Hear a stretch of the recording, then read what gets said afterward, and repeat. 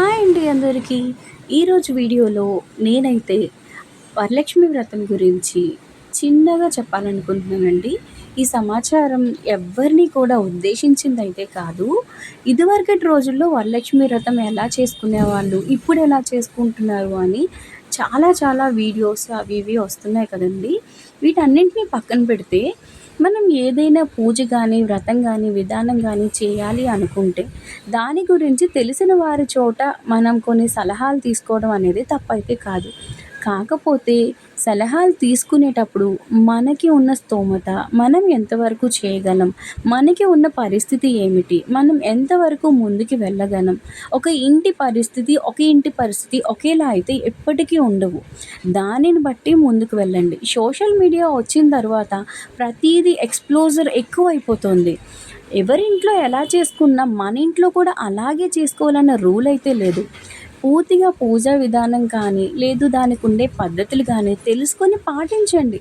కానీ దానివల్ల కుటుంబ వ్యవస్థ మీద ఎలాంటి ఒక ప్రెషర్ అయితే పడకుండా ఉండేలా చూసుకుంటే చాలా మంచిది. అయితే ఇది వర్క్ చేసే ఉమెన్స్‌కైతే ఒకలాగా, వర్క్ చేయకుండా హౌస్ వైఫ్స్‌కైతే ఒకలా ఉంటుంది అనైతే రూల్ ఏం లేదండి. నేను చెప్పేదైతే ఒకటే, శ్రావణ మాసం వస్తోంది అనంగానే ఇంట్లో మగవాళ్ళందరూ భయపడేలా చేస్తా ఉంటారు. ఎందుకు అలా? ఇప్పుడు వర్కింగ్ ఉమెన్ అనుకోండి, తన చేతిలోనే మనీ ఉంటుంది కాబట్టి తను తనకి నచ్చినవన్నీ చేస్తుంది అని అనుకోవచ్చు. ఇంట్లో ఉండే వాళ్ళకి కుదరదు కాబట్టి మరి వాళ్ళెవరిని అడిగి తీసుకుంటారండి అని మీరు అడగొచ్చు. ఏమండి, ఎంతైనా సరే మనకి అస్సలు ఇవ్వకుండా మనీ హస్బెండ్స్ ఉండరు. ఎంతో కొంత ఇస్తారు. పోనీ ఇవ్వని వాళ్ళ గురించి నేను మాట్లాడట్లేదు. ఇచ్చే వాళ్ళే ఉన్నారనుకోండి. అందులో కాస్త కాస్త సేవ్ చేసి ఇయర్‌లో ఒక్క 1 మంత్ వస్తదండి. ఔట్ ఆఫ్ 12 మంత్స్‌లో ఒక్క మంత్ వచ్చే ఈ శ్రావణ మాసం కోసం డబ్బులు దాచుకొని మనం పూజ చేసుకోలేమా? ఇప్పుడు మీడియాలో చూస్తూ ఉంటే ఒక్కసారి శ్రావణ మాసం వచ్చింది అని ఆ ఆఫర్, ఈ ఆఫర్, అక్కడ ఇది, ఇక్కడ అది అన్నింటినీ ఫాలో అయిపోవడం, ప్రెషర్ పెట్టేయడం, ఈ మగవాళ్ళు దాన్ని తట్టుకోలేకపోవడం, ఇదంతా ఎక్కడికెళ్తుంది అంటే మొత్తం అంతా చాలా డిస్టర్బెన్స్ అనమాట. ఇలా కాకుండా నిజంగా ఆడవారు అనేవాళ్ళు ఎప్పటికైనా సరే ఏం చేయాలి అంటే మనం ఏ పద్ధతులనైతే పాటిస్తున్నామో ఆ పద్ధతులకి తగ్గట్టుగా మనం మోటివేట్ అవ్వాలి. కుటుంబంలో ఉన్న మన ఆర్థిక స్తోమతను బట్టి మనం నడుచుకోగలగాలి. ఎప్పుడో చెప్పారు ఇంటికి దీపం ఇల్లాలు అని. ఎందుకు అంటే ఆవిడ మాత్రమే చక్కబెట్టగలదు. ఎటు తీసుకొచ్చినా, ఏం తీసుకొచ్చినా ఒక సర్దుబాటు అనేది జరగాలి అంటే ఒకరు కాకపోతే ఒక్కరైనా ముందుకు రావాలి. ఇంట్లో అది చేయగలిగేది భార్య.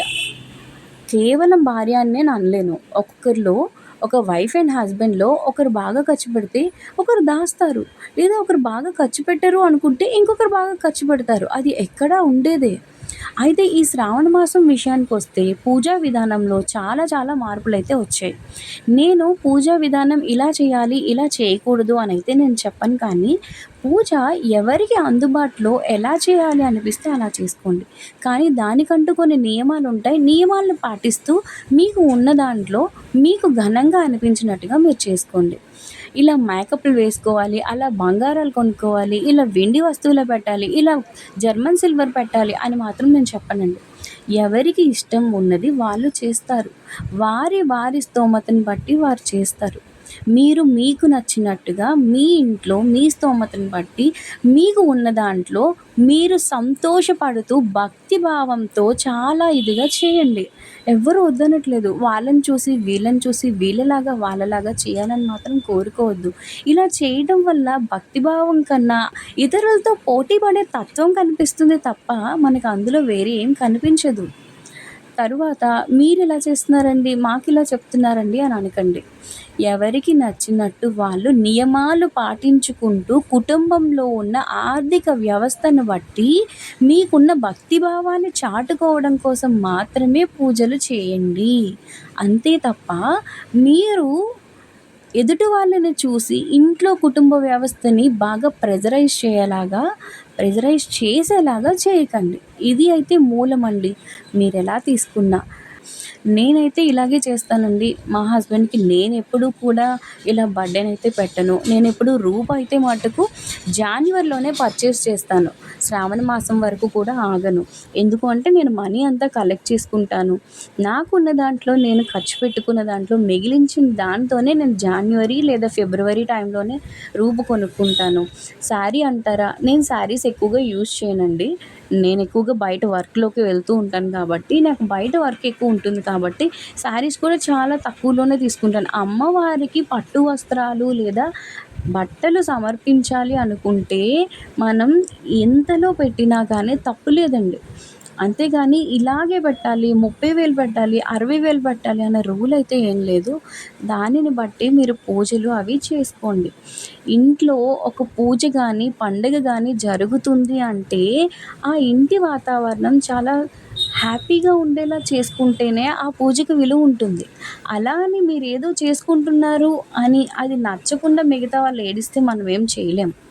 ఒక భక్తి భావంతో ఇంట్లో పూజని చాలా సామరస్యంగా, హ్యాపీగా, హాయిగా చేసుకోండి. వరలక్ష్మీదేవి కటాక్షం అందరికీ దక్కుతుంది.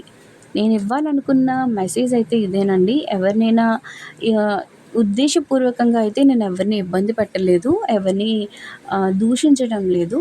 బట్ మీరు చేసుకునే పూజా విధానం ఏదైనా ఉంది అనంటే, మీకు ఎంతవరకు చేయి సాగుతుందో అంతవరకు చేసుకోండి అని మాత్రం ఒక చిన్న సలహాగా ఇస్తున్నాను.